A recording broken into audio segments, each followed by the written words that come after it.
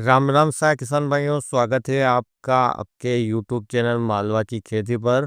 भाइयों, इस समय मुख्य औषधि फसल की खेती में जो डर का माहौल बना हुआ है वो फसल से ज़्यादा खतरनाक लग रहा है। सोशल मीडिया खोलते ही डॉक्टरों की बाढ़ सी आ गई है। कोई कहता है ये डालो, कोई कहता है वो डालो।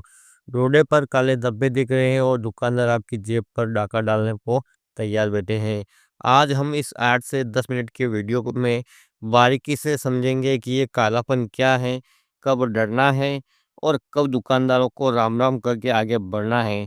वीडियो को स्किप मत करना, क्योंकि एक छोटी सी गलती आपकी साल भर की कमाई और सरकारी पट्टे को दांव पर लगा सकती हैं। देखिए किसान भाइयों, सबसे पहले तो ये समझेंगे कि हर चीज़ जो काली होती है कोयला नहीं होती है, और हर काला धब्बा बीमारी नहीं होता। अफीम की फसल का जो कैप्सूल या जो डोरा होता है बहुत ही संवेदनशील होता है। मान लीजिए किसान साथियों, आप कड़ी धूप में दोपहर 2 बजे बिना छाते के निकल जाए तो क्या होगा? शाम तक आपका चेहरा लाल या थोड़ा सा आपको काला पड़ता हुआ दिखेगा। इसे हम क्या कहते हैं? सनबर्न, या यूँ कह सकते हैं कि सूर्य की तेज रोशनी से हमारी जो त्वचा है वो सांवली हो गई है। ठीक यही हाल अभी हमारी फसल में डोरों के साथ भी होता है, क्योंकि साथियों 3-4 रोज से आप देख रहे हैं कि तापमान कितना तेज हो गया है। जब तापमान अचानक बढ़ता है तो डोरों की जो कोमल त्वचा है कई बार वो झुलस जाती हैं। अब इस समय अगर आप हेवी फंगिसाइड डालते हो तो ऐसा ही होगा जैसे किसी धूप में झुलसे हुए आदमी को बुखार की गोली देना। पैसा भी जाएगा और असर भी नहीं होगा। अब बात करते हैं हमारे कुछ विशेषज्ञ दुकानदारों की। आप दुकान पर जाएँगे अपने मोबाइल में फ़ोटो लेकर, और वो आपको देखकर ही डरा देंगे। एक और उदाहरण के द्वारा किसान साथियों मैं आपको समझाता हूँ। ये ठीक वैसा ही है जैसा आप डॉक्टर के पास सिर्फ सर दर्द की दवा लेने जाए और वो आपको पूरी बॉडी का स्कैन लिख दे। दुकानदार क्या करता है? वो आपको एक टॉनिक देगा, एक फंगिसाइड देगा और एक एंटीबायोटिक भी चिपका देगा। यानी पूरी तरह से बंगाली इलाज। उसे खुद इस समस्या का पता नहीं, लेकिन वो आपको वहाँ से खाली हाथ नहीं आने देगा। क्यों? क्योंकि वो जानता है कि अफ़ीम का किसान डरता बहुत है, क्योंकि पट्टे का सवाल है। भाइयों, ये अनाप-शनाप दवाइयाँ डोरे के छिद्रों को भी बंद कर सकती हैं, और जब फल पूरी तरह से साँस नहीं ले पाएगा तो उसमें से लेटेक्स कहाँ निकलेगा? अब आप फसल सुधारने गए थे और पक्का अपना नुकसान करके आ गए। आजकल किसान साथियों हर किसी के हाथ में मोबाइल है।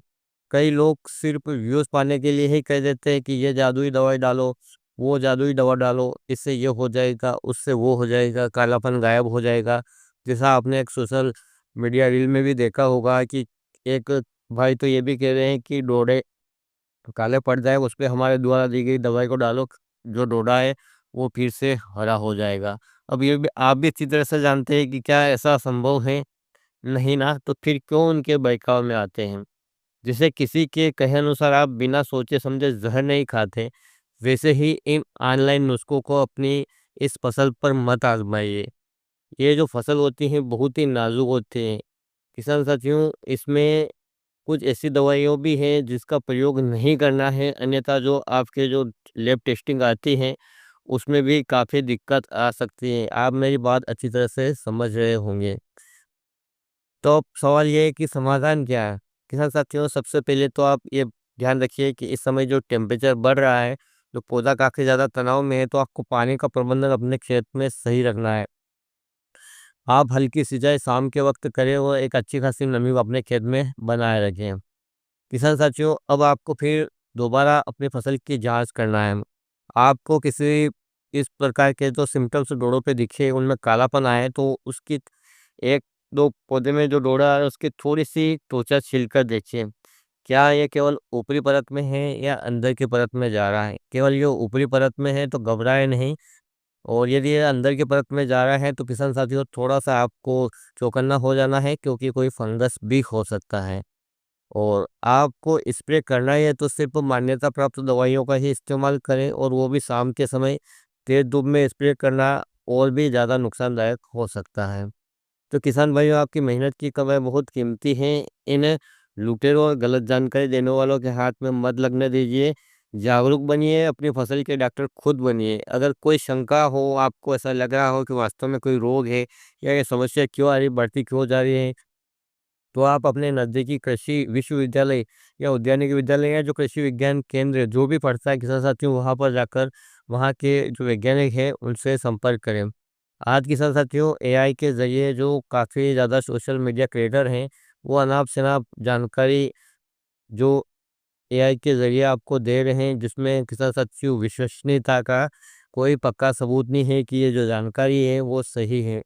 अपनी पुरानी पोस्ट यदि उन्होंने गलत लिख दी है तो वो उसको मिटा देते हैं और किसान साथियों पे ठिकरा मौसम के माथे या फिर आपके माथे छिड़क देते हैं कि हाँ, आपने गलत दवाई मिक्स कर दी, आपने पानी कम लिया, आपने ये दवाइयाँ बाद में डाला था।